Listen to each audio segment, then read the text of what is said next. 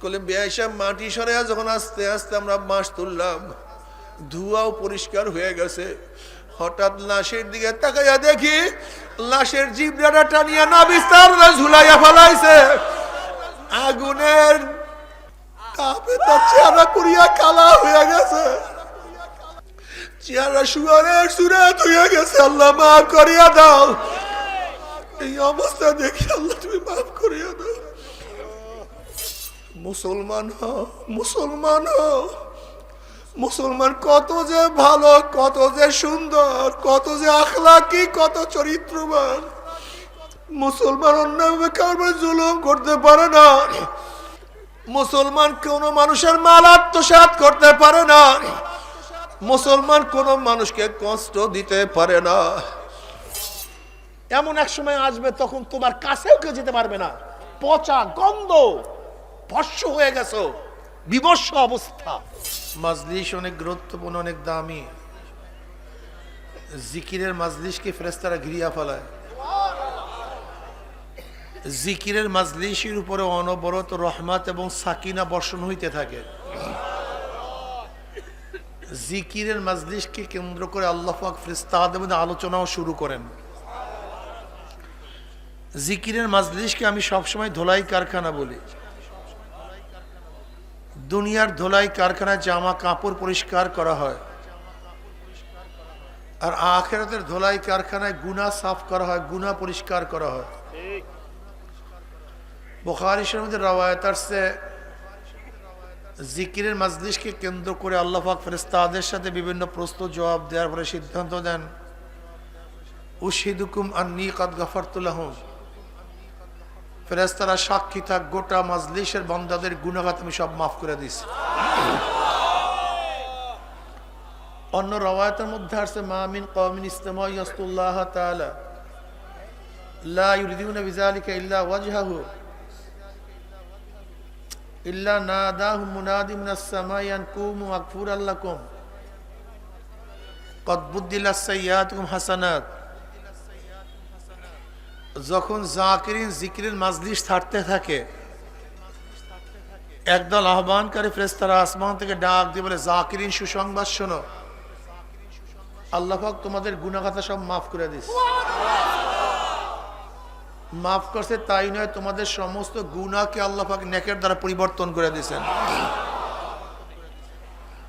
যাই হোক, সংক্ষিপ্ত কাতে কথা বলবো, কিছু কথা বলবো, খুব খেয়ালের সাথে কথাগুলি শোনা চাই। জনাব মুহাম্মদ রাসূলুল্লাহ সাল্লাল্লাহু আলাইহি ওয়াসাল্লাম 570 ঈসাই সালে দুনিয়াতে আসেন। জনাব মুহাম্মদ রাসূলুল্লাহ সাল্লাল্লাহু আলাইহি ওয়াসাল্লাম দুনিয়াতে আসার আগে নবী ইব্রাহিম আলাইহিস সালাতু ওয়াস সালাম সুসংবাদ প্রদান করেছেন, দোয়া করেছেন। ঈসা আলাইহিস সালাতু ওয়াস সালাম সুসংবাদ প্রদান করেছেন। তার মা স্বপ্ন দেখেছেন, তার দাদা আব্দুল্লাহ স্বপ্ন দেখেছেন। নবী আলাইহিস সালাতু ওয়াস সালাম আসার আগেও হাজারো নবীরা নবী আলাইহিস সালাতু ওয়াস সালাম শেষ নবী আসার সুসংবাদ প্রত্যেক উম্মতকে দিয়েছেন। আমার নবী শেষ নবী, সমস্ত নবীদের শ্রেষ্ঠ নবী, সমস্ত নবীদের সরদার নবী। আমার নবী আখির নবী। আমার নবী আসার মাধ্যমে নবুয়াতির দরজা শেষ, নবুয়াতির দরজা বন্ধ। কিয়ামত পর্যন্ত আল্লাহ পাক আর কাউকে নবী হিসাবে প্রেরণ করবেন না। আমার নবীর 3টা গুণ, অন্য নবীদের 2টা গুণ। যেমন ঈসা আলাইহিস সালাতু ওয়াস সালাম একজন ব্যক্তি এবং নবী এবং মাসুম। নবী মুসা আলাইহিস সালাতু ওয়াস সালাম ব্যক্তি, তার সিফাত, তার গুণ হলো তিনি নবী এবং মাসুম। নবী ইব্রাহিম আলাইহিস সালাতু এক শখস, এক ব্যক্তি, তার সিফাত, তার গুণ, তিনি নবী এবং নবীগণ মাসুম। তা নবী ইব্রাহিম আলাইহিস সালাতু ওয়াস সালামের মধ্যে কয়টা গুণ? 2টা।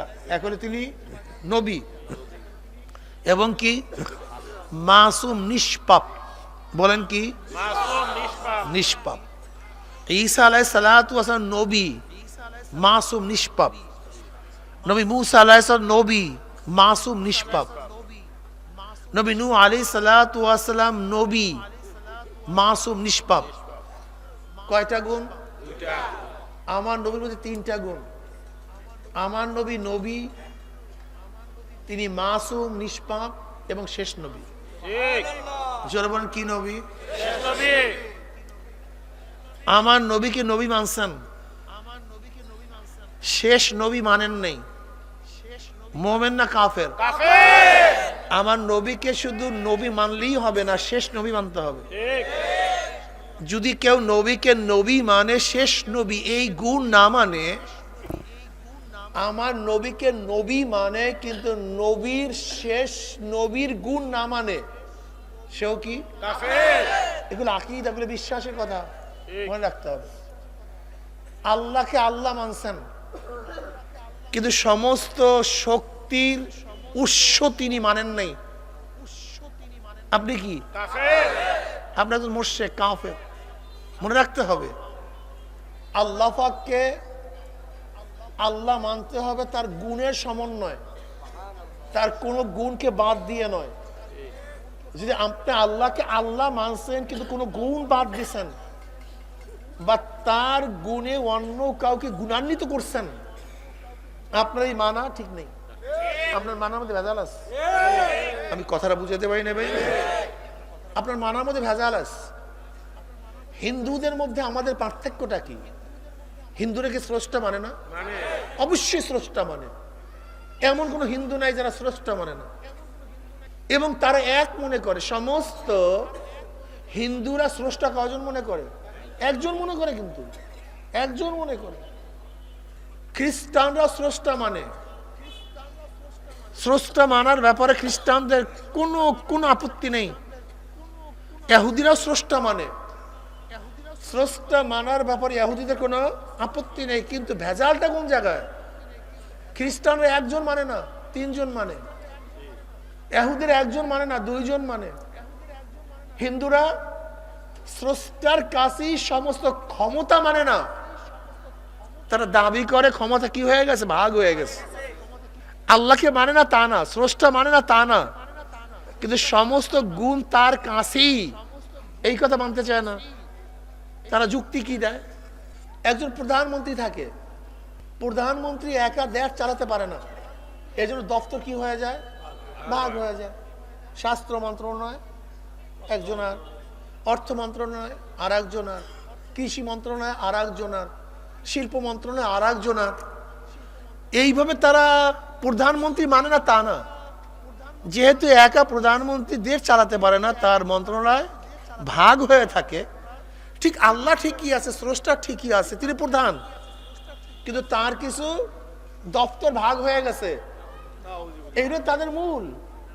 এটা আমরা অনেকেই জানি, হিন্দুরাও জানে না আসলে কেন পূজা করে। তারা কি মনে করে? তারা মনে করে বিদ্যা বুদ্ধির মন্ত্রণালয়, কে শিক্ষিত হবে কে শিক্ষিত হবে না, এই মন্ত্রণালয় সরস্বতীর কাছে। এই দপ্তর কার কাছে? সরস্বতীর কাছে। যেমন ধরে নেন আপনি শিক্ষা সংক্রান্ত কোনো বিষয় যদি সমাধান করতে চান, আপনি কোন দপ্তরে যান? শিক্ষা মন্ত্রণালয়ে যান, তার কাছেই চান, ভাই আমার এই কাজটা সমাধান করে দেন। ঠিক হিন্দুরাও মনে করে শিক্ষা মন্ত্রণালয়ের দায়িত্ব সরস্বতীর কাছে। এখন তুমি যদি শিক্ষিত হতে চাও, তাহলে কার কাছে আরাধনা করবা, কার কাছে চাবা? কথা বলেন না কেন? এর জন্যই তারা সরস্বতীকে পূজা করে, যে তাকে সন্তুষ্ট করতে পারলেই আমি শিক্ষিত হয়ে যাব। তারা মনে করে যে ধনী বানানো এবং না বানানো, এই ব্যবসায়ী মন্ত্রণালয় সব গণেশের কাছে। কার কাছে? গণেশের কাছে। এর জন্য এমন কোন হিন্দু ব্যবসায়ী দেখবেন না যার দোকানের মধ্যে, ব্যবসা প্রতিষ্ঠানের মধ্যে গণেশের ছবি নাই, গণেশের মূর্তি নাই। এরকম কোন হিন্দুদের দোকান আমাকে দেখাতে পারবেন না। কারণ তাদের বিশ্বাস কি? যদি গণেশকে সন্তুষ্ট করতে পারি তাহলে আমি কি হয়ে যাব? ধনী হয়ে যাব। এই আল্লাহর কাছে ধনী বানাবার ক্ষমতা মানে না, আল্লাহর কাছে বিদ্যা বুদ্ধি দেওয়ার ক্ষমতা তারা মানতে, এটার নামই শিরক।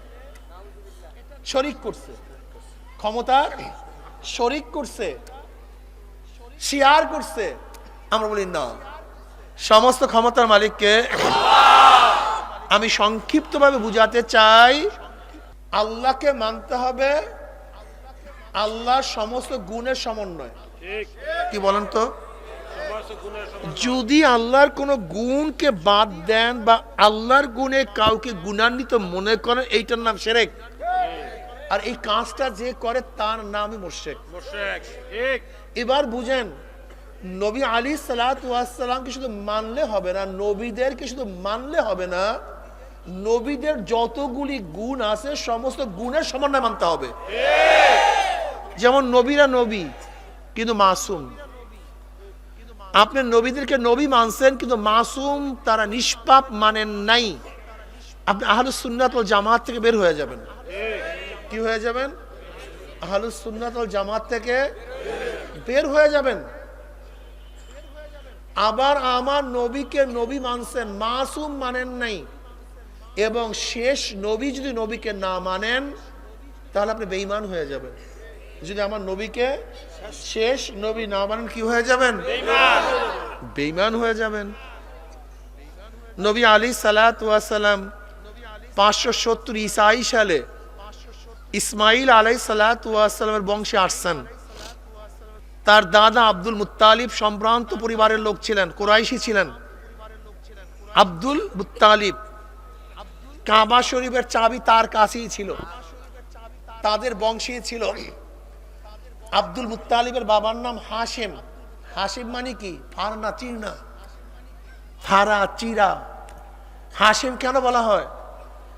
কারণ হাজিদেরকে আব্দুল মুত্তালিবের বাবা রুটি সিরিয়া সিরিয়া মেহমানদারি করাইতো, খানা খাওয়াইতো, পানি পান করাইতেন। তারা মানুষদেরকে সাহায্য করতেন, সহযোগিতা করতেন, সেবা শুশ্রূষা করতেন। এটা বংশক্রমে তাদের আদি একটা অভ্যাস ছিল। কাজী নবী আলাইহিস সালাতু ওয়াস সালামের যারা অনুসারী, তাদেরকেও মানুষের খেদমতের অভ্যাস থাকতে হবে, করতে হবে, প্রত্যেকের মধ্যে থাকতে হবে। এটা আমার নবীর অভ্যাস, এটা তাদের বংশের অভ্যাস।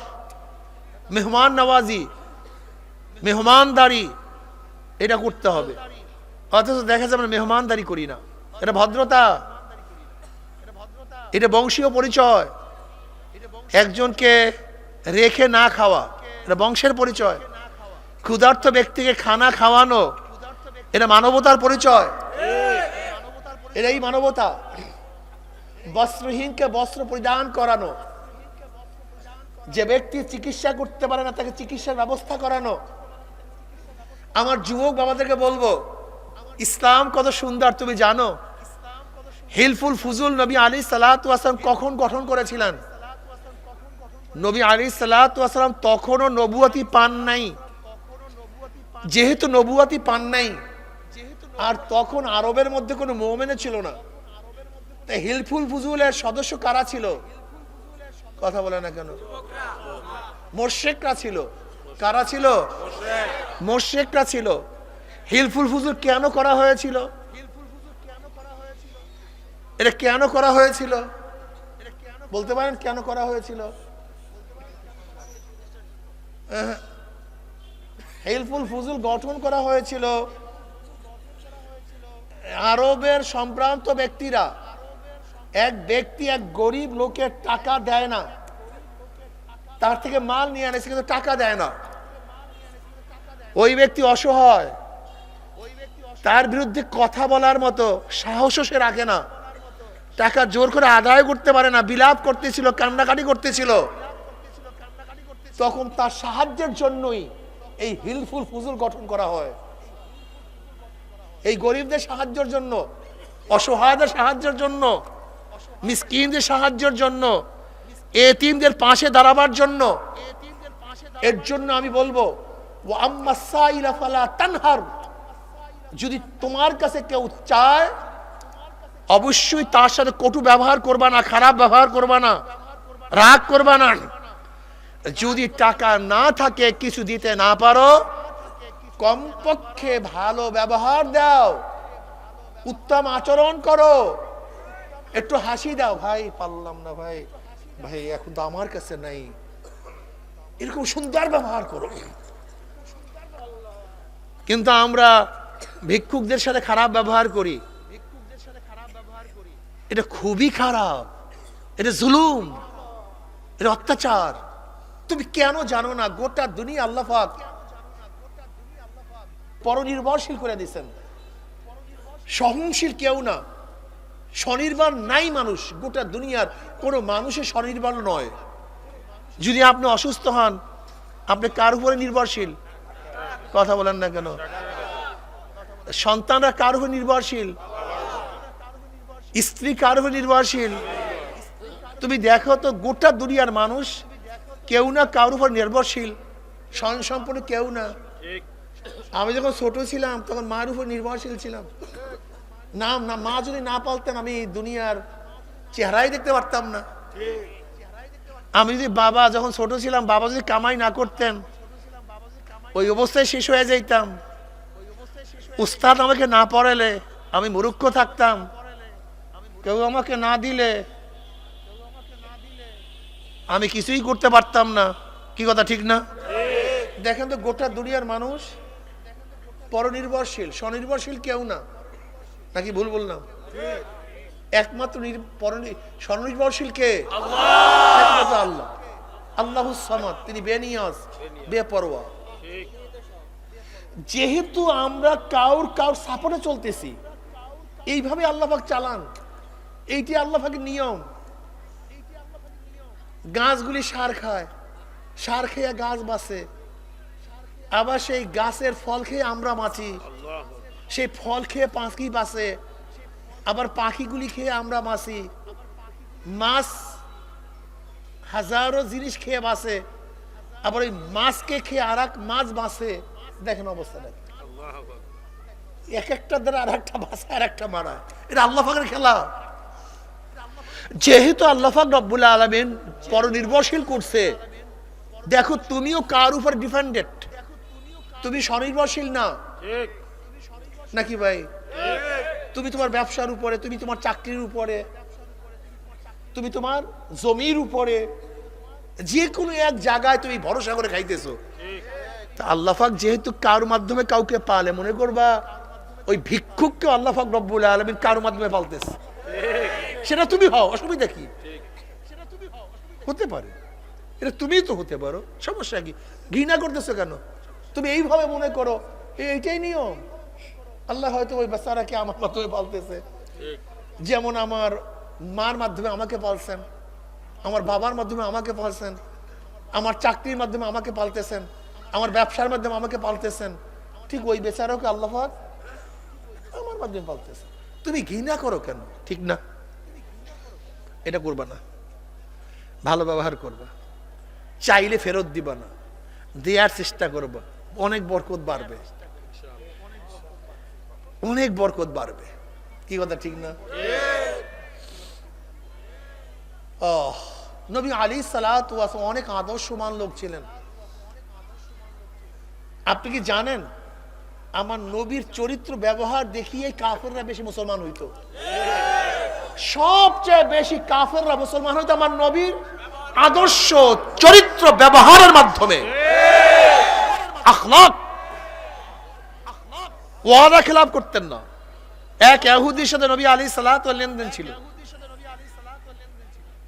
ইহুদি ধরছে, মুহাম্মদ টাকা দাও।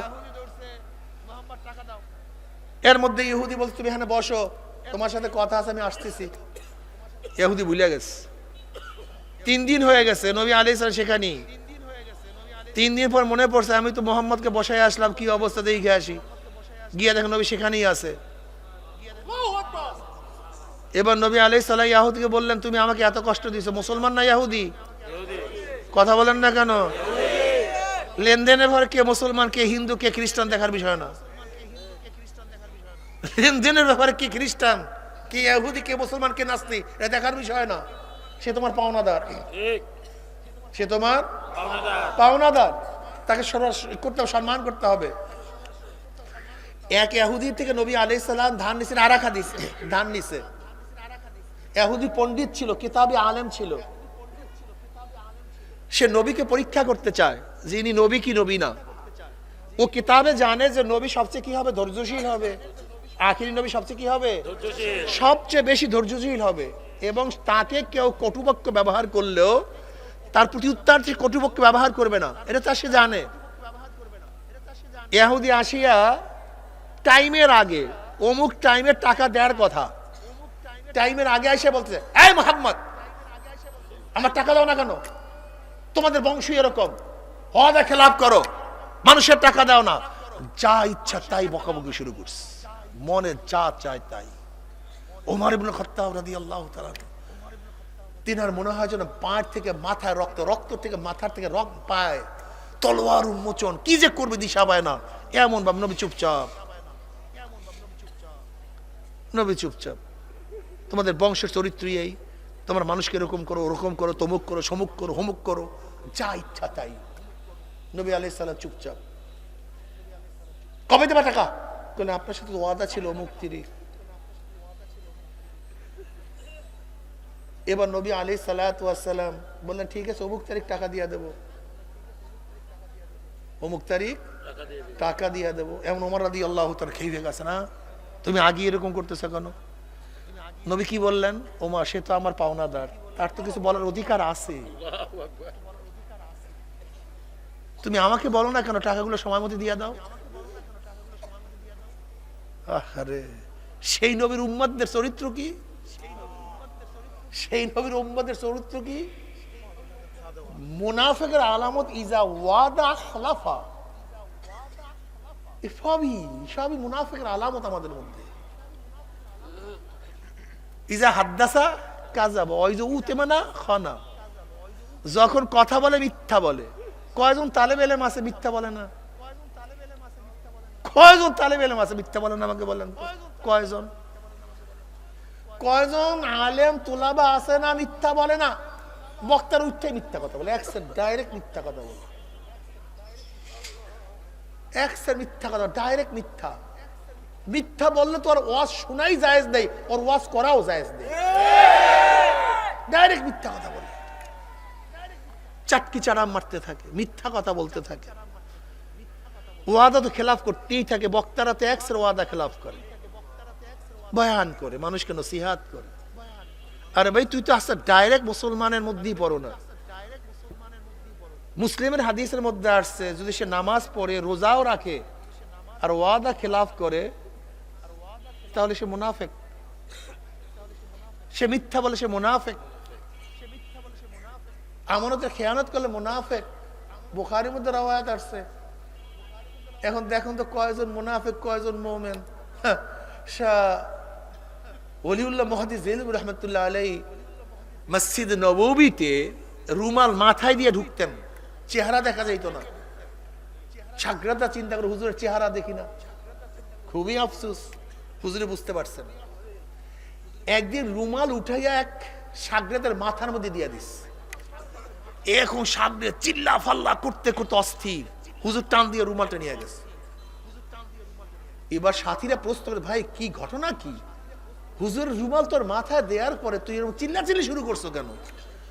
বলে ভাই হুজুরের রুমাল যখন আমার মাথায় দিছে, আমি মসজিদের নবীর মধ্যে তাকাইয়া দেখি তো মানুষ দেখি না, কোন জায়গায় শুয়ার বসা, শিয়াল বসা, কুকুর বসা, কিন্তু মানুষ দেখি না। আমি মানুষ কই? মানুষ কই? কোথায় সে মানুষ?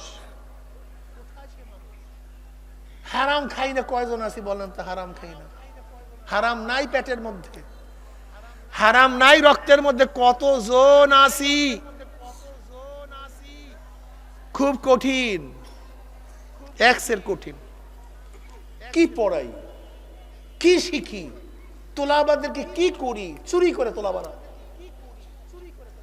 একজনের টাকা চুরি করে, আর একজনের স্যান্ডেল চুরি করে, আর একজনের জামা চুরি করে, চুরি করে। চোর। কেমন কথা বলেন তো, সব চোর, চোরের খনি। বাংলাদেশটা চোরের খনি। কিসের খনি ভাই? এক শেষ চোরের খনি। এখানে কয়জন আছেন সৎ মানুষ? যদি ধরে নেন আপনার সামনে 5 কেজি স্বর্ণ পইরা থাকে, 10 কেজি স্বর্ণ পইরা থাকে, কেউ দেখবে না, কেউ, শুধু আল্লাহ দেখবে। স্বর্ণ লুকাবেন না, কয়জন আছেন বলেন তো? সব তো মুসল্লি, জুমার দিনে মসজিদ ভরা, কয়জন আছি? এরকম ধরে নেন এই পুরা প্যান্ডেল বোঝাই ডায়মন্ড। কি ভাই? ডায়মন্ড, হিরো, অনেক দামি, কোটি, হাজার হাজার হাজার হাজার কোটি কোটি মিলিয়ন ডলারের ডায়মন্ড এখানে আছে। আপনার কাছে চাবি, এখান থেকে সরাইলে কেউ দেখবে না, কেস হবে না, কেউ প্রশ্ন তুলবে না। এই মুহূর্তে চান্স পাইয়া এখান থেকে একটা ডায়মন্ড সরাইবেন না, কয়জন আছি?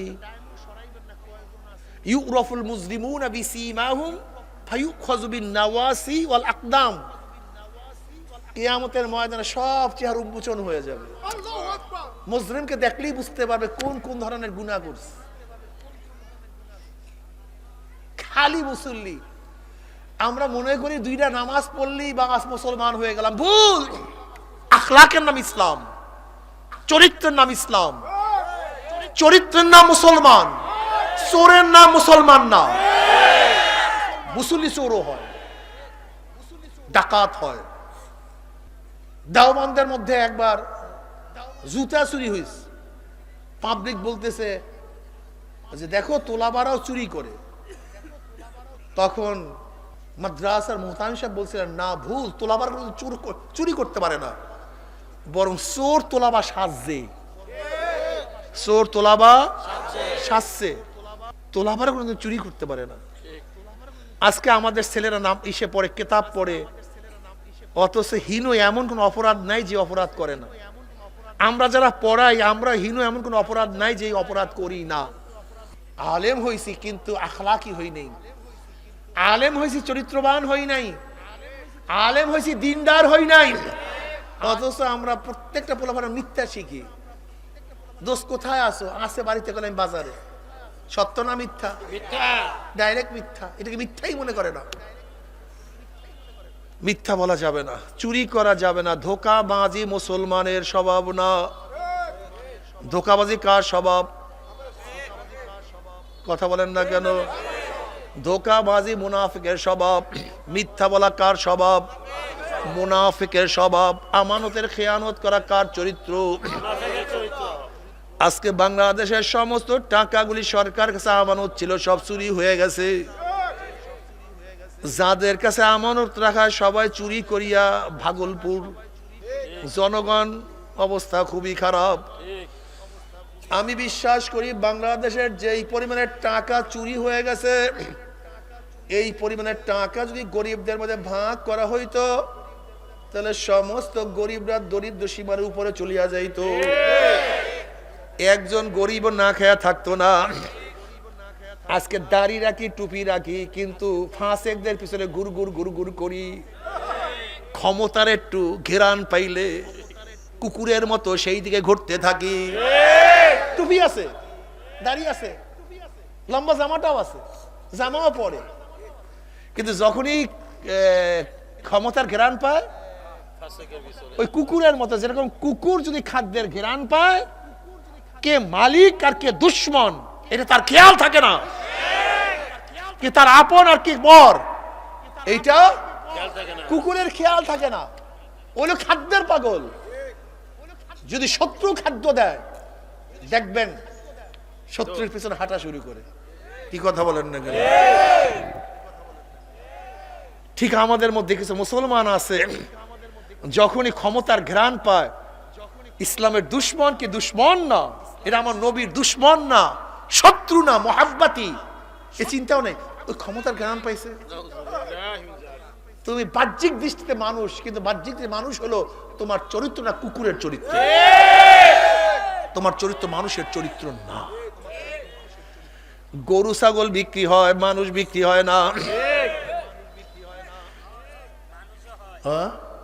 না, মানুষ রূপী গরু বিক্রি হয়। আপনি ভাবছেন কি মানুষের চেহারার নাম মানুষ?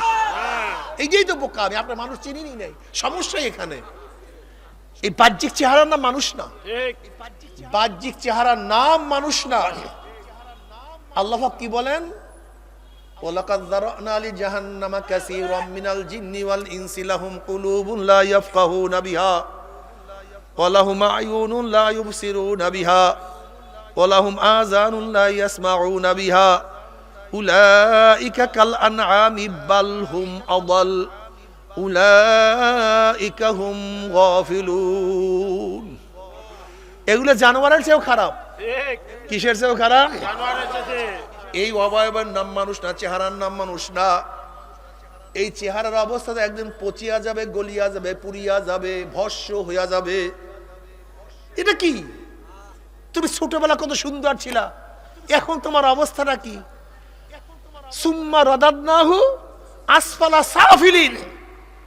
এমন এক সময় আসবে তখন তোমার কাছেও কেউ যেতে পারবে না, পচা গন্ধ, ভস্য হয়ে গেছো, বিবস্য অবস্থা।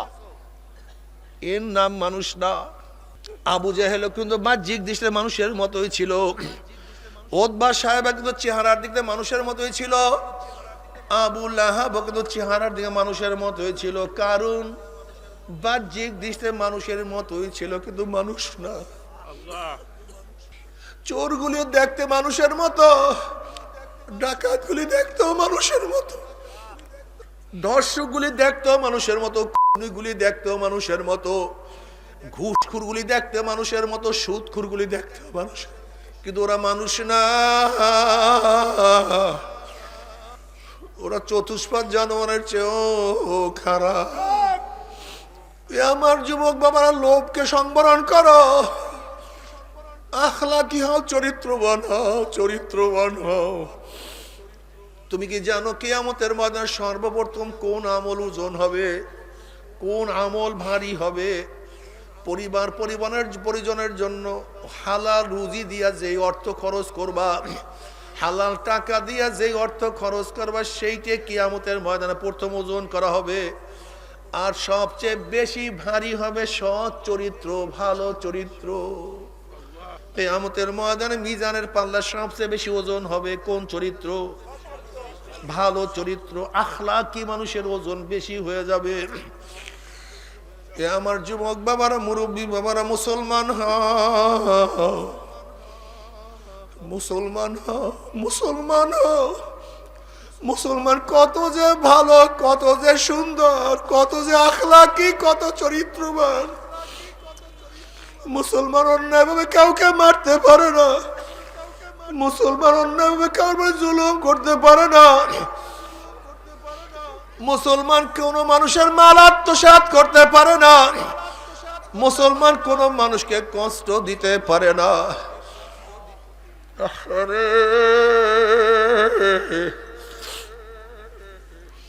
আল্লাহ বলা তামুতুন্না ইল্লা ওয়া আনতুম মুসলিমুন। খবরদার তোরা মুসলমান না হইয়া কেউ মরবি না। যদি মুসলমান হইয়া কবরে যাও, কবরটা জান্নাতের বাগিচা হয়ে যাবে। মুসলমান হইয়া কবরে গেলে যত দূর কবরে তাকাবা সব জায়গা ফাঁকা হয়ে যাবে। মুসলমান হইয়া কবরে গেলে জান্নাতের সাথে মুসলমানের কবরের সাথে সুরাক হইয়া যাবে, রাস্তা হইয়া যাবে। মুসলমান হইয়া কবরে গেলে জান্নাতের নিয়ামত দ্বারা কবরটা ভরপুর হইয়া যাবে। যদি মুসলমান হইয়া কিয়ামতের ময়দানে উঠে আমার মাওলা ডাকিয়া ডাকিয়া আরো সেনে জায়গা করিয়া দিবে, আমল নামার ডাইন হাতে পড়িয়া যাবে। আমার নবীর নিজের হাতে হাউজে কাউসারে পানি পান করবা। নবী আলাইহিস সালাতু ওয়াস সালাম তোমার জন্য আমার জন্য সুপারিশ করবে।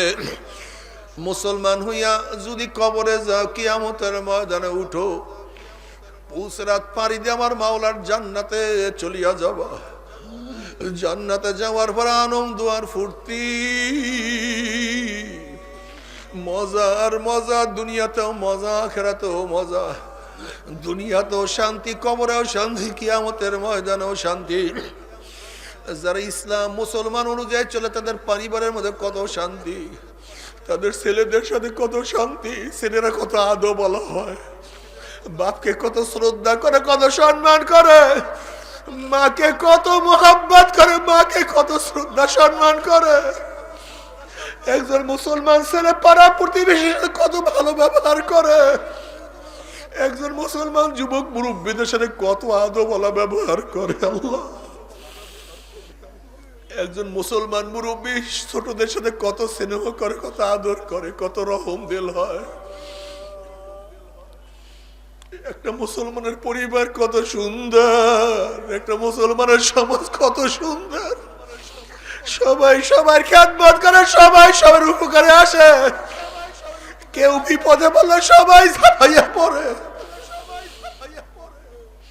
মুসলমান বস্তির মধ্যে, মুসলমান এলাকার মধ্যে কেউ না খেয়ে থাকলে সবাই তার জন্য খানার ব্যবস্থা করে।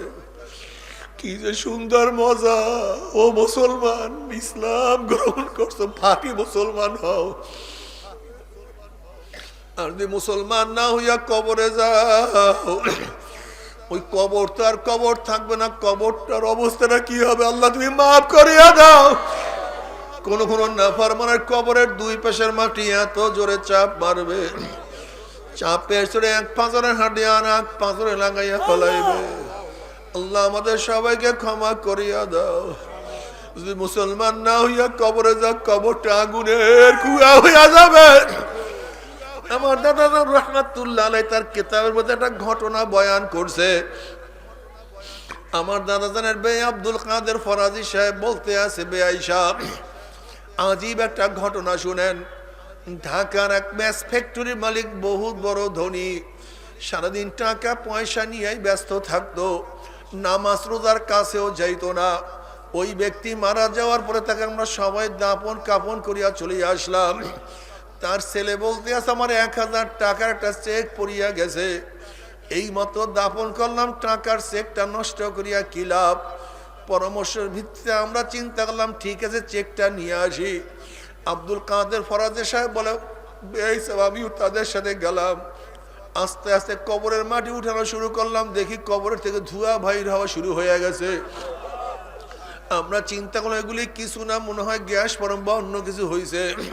বলে বেআইসা মাটি সরে যখন আস্তে আস্তে আমরা বাঁশ তুললাম, ধোঁয়াও পরিষ্কার হয়ে গেছে। হঠাৎ লাশের দিকে তাকাইয়া দেখি লাশের জিব্রাটা টানিয়া না বিস্তার ঝুলাইয়া ফেলাইছে। আগুনের তাপে তার চেহারা পুরিয়া কালা হয়ে গেছে।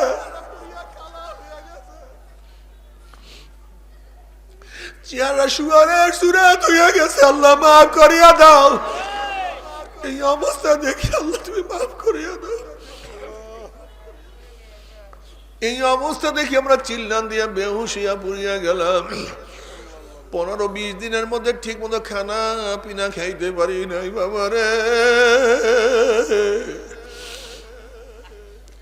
2 দিন আগে 2 দিন পরে একদিন যাইতেই হবে। কি নিয়ে রওনা করছো? ও আমার যুবক বাবারা, আমার মুরব্বী বাবারা, ও বড় লোক বাবারা, ও আমার বড় লোক বাবারা, কেন বুঝো না? আজকে খালি পায়ে হাঁটতে পারে না, পায়ের মধ্যে ব্যথা লাগে। আজকে নরম বিছানা ছাড়া শক্ত বিছানায় ঘুম আসে না, বালিশ ছাড়া ঘুমাতে পারো না, ছোট্ট একটা কাঁটার আঘাত সহ্য করতে পারো না। আর খোদা না খাস্তা মুসলমান না হইয়া মাওলাকে রাজি খুশি না করিয়া মাওলার কবরে যাও। নবী আলাইহিস সালাতু ওয়াস সালাম ফরমান, কোন কোন নাফরমানের কবরের মধ্যে 99টা সাপ জমা হইয়া যাবে। নবী আলাইহিস সালাতু ওয়াস সালাম ফরমান, লাউ নাফাকা ফিল আরদি মা আনবাতাত খাদরা, যদি ওই সাপগুলি দুনিয়ার কোন কর্নার থেকে একটু ফুক মারতো, ওই সাপের বিষে দুনিয়া সব কিছু পুরিয়া সরকার হইয়া যাইতো। জমিনের উপর একটা ঘাস মাথা জাগাইতে পারতো না। ইমাম গাজ্জালী রাহমাতুল্লাহ আলাইহি বলেন, গরিবদের তুলনায় বড় লোকদের শাস্তি 70 গুণ বেশি অনুভব হবে।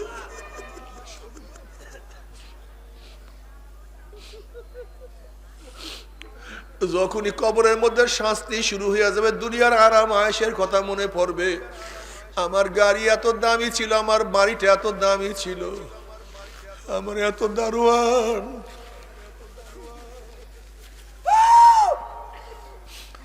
আমার এত সম্মান, আমার এত ইজ্জত, আমার এই পোশাক, আমার ওই পোশাক, আমার এইটা, আমার ওইটা, যখন আযাব শুরু হবে আর দুনিয়ার আনন্দ ফুর্তির কথা মনে পড়বে, এমন ভাবে কষ্ট লাগবে, সহ্য করতে পারবে না, কবর থেকে ভাগতেও পারবে না। মৃত্যু মৃত্যু যতই বলবে, আর মৃত্যু কোনদিন হবে না, আল্লাহ মাফ করিয়া দাও।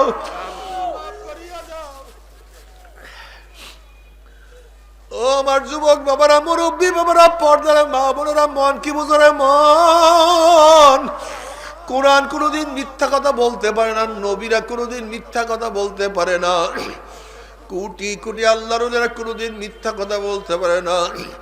ওরে মন, যদি আল্লাহ না করুক আমি তওবা না করিয়া কবরে যাই, আমার উপায়টা কি হবে? আমার কিয়ামতের ময়দানে উপায়টা কি হবে? আল্লাহ না করুক আমল নামা যদি বাম হাতে পড়িয়া যায়।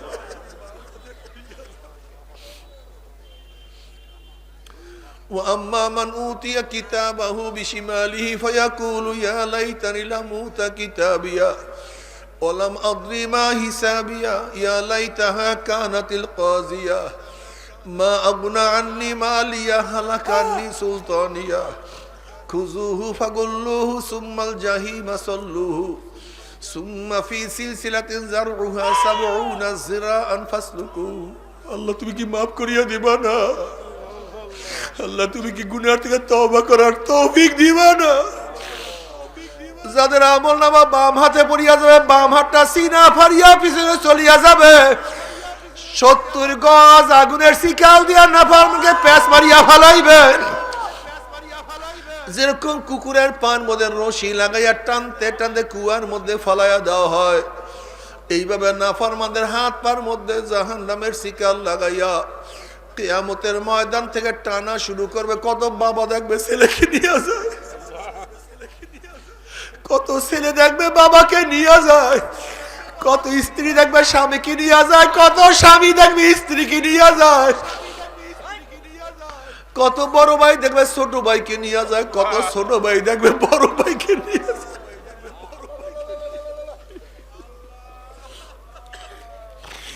কত বন্ধু দেখবে বন্ধুকে নিয়ে যায়, কত মালিক দেখবে গোলামকে নিয়ে যায়, আবার কত গোলাম দেখবে মালিককে নিয়ে যায়। আল্লাহ তুমি মাফ করিয়া দাও। কত মুরিদ দেখবে পীরকে নিয়ে যায়, আবার কত পীর দেখবে মুরিদকে নিয়ে যায়। নাফরমান যাহা কিছু ধরবে সব ছুটিয়া যাবে। ফেরেশতারা টানতে টানতে মিমরাই জাহান্নাম ফিকিয়া ফিকিয়া জাহান্নামে মারতে থাকবে। আল্লাহ মাফ করিয়া দাও।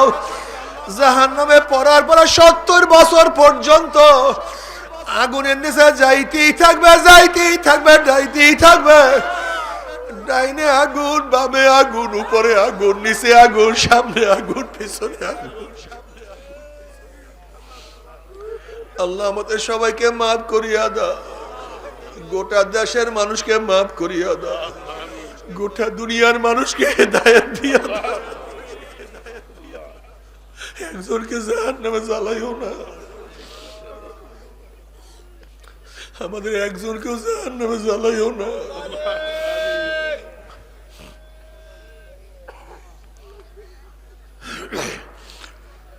তবে মুমিন মুসলমান বলতে সবাইরই মনে চায় গুনার থেকে ফিরিয়া না আমল করিয়া মাওলার জান্নাতে, কিন্তু সবাই যাইতে মনে চায়। গুনাহ নিয়া মাওলার জাহান্নামে কাউরি কিন্তু যাইতে মনে চায় না। কিন্তু কেনই বা আমরা নেক আমল করতে পারি না, কেনই বা গুনার কাম ছাড়তে পারি না?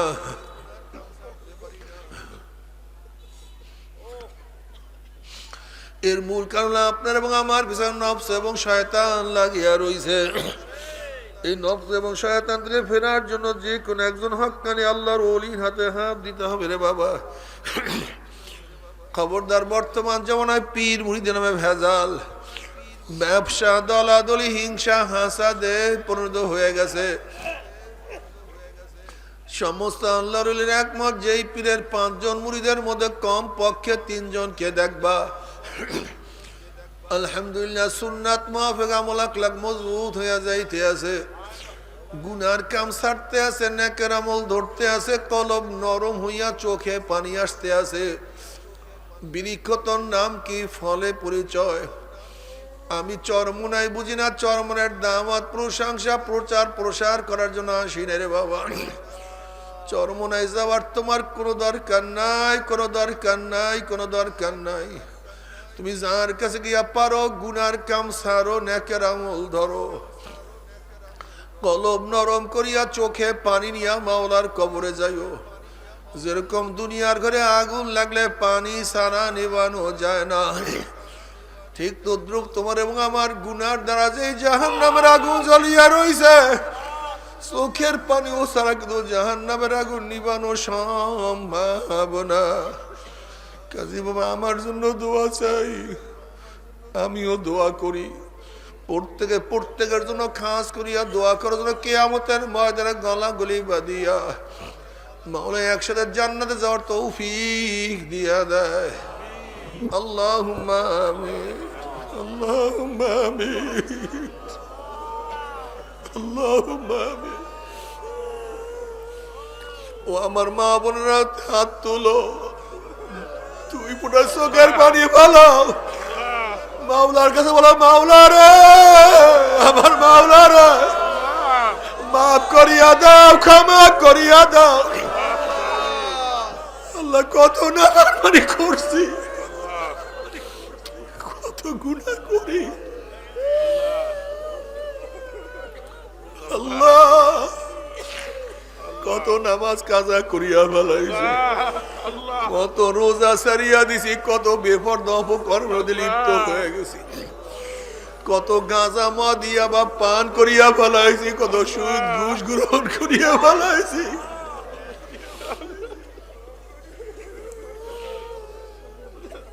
আল্লাহ গুনার পাহাড় করিয়া ফেলাইছি, কিন্তু মাওলা বিশ্বাস করি আমরা যতই গুনাহ করি না কেন আমাদের গুনার সীমা আছে, সংখ্যা আছে।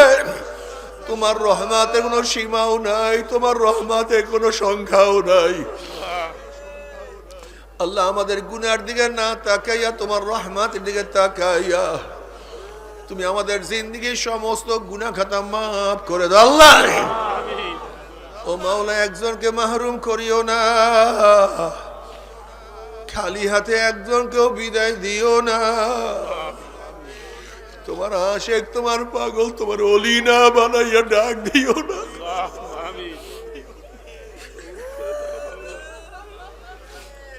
তোমার আশেক হিসেবে কবুল করিও না, তোমার পাগলামি করার তৌফিক দিও না, তোমার পাগল হিসেবে আমাদেরকে কবুল করিও না। आए खुदा मुझसे मुझको दूर कर, ताकि देखो मुझ में तुझको एक नजर। मौला रे हर तमन्ना दिल से रुखसद हो गई, हर तमन्ना दिल से रुखसद हो गई, अब तो आजा, अब तो खिलवात आ गई।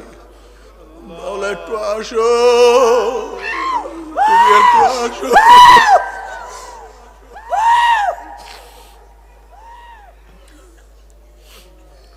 আল্লাহ আমাদের সবাইকে কবুল করিয়া না, আল্লাহ আমার যুবক বাবাদেরকে কবুল করিয়া না,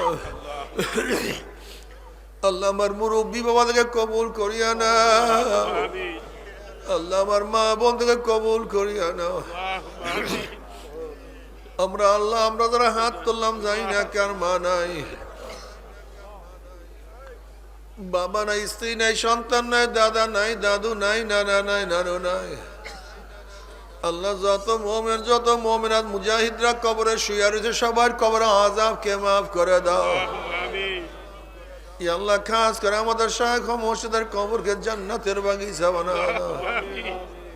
মা দাদা সহ तमाम দুনিয়ার মাশায়েখদের মাকামকে জান্নাতের মধ্যে বুলন্দ করে দাও। আমাদের আহলে আওলাদ তোমার খাস গোলাম বান্দা কবুল করে নাও। ربنا هب لنا من ازواجنا وذريتنا قرة عين واجعلنا للمتقين إماما رب ارحمهما كما ربياني صغيرا وصلى الله تعالى على خير خلقه محمد وآله وأصحابه